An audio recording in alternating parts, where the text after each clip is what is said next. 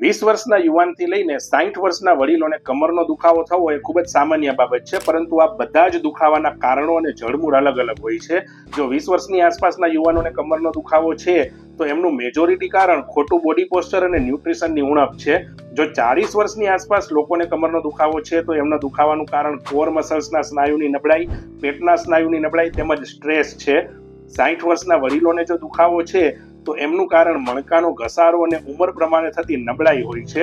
ઉંમર પ્રમાણેના કારણોને જડમૂળને જાણીને તેનું યોગ્ય નિદાન કરીને વ્યક્તિગત સારવાર કરવામાં આવે તો જ કમરના દુખાવામાં બેસ્ટ રિઝલ્ટ મળતું હોય છે. અમે છેલ્લા 16 વર્ષોમાં 13,000થી પણ વધારે યુવાનોથી લઈને વડીલોની કમરની તકલીફો, જેમાં મણકા, ગાદી અને નસની તકલીફો છે, એમને દવા અને ઓપરેશન વિના માત્ર ડીકમ્પ્રેશન થેરાપી, લેસર થેરાપી તેમજ ફિઝિયોથેરાપીથી સારા કરેલા છે. જો આપ પણ કમરના દુખાવામાં કાયમી આરામ મેળવવા માંગતા હો તો આ નંબર પર કોલ અથવા મેસેજ કરીને મારી પર્સનલ અપોઇન્ટમેન્ટ બુક કરો. આપના physiotherapist doctor Hardik Patel. Thank you.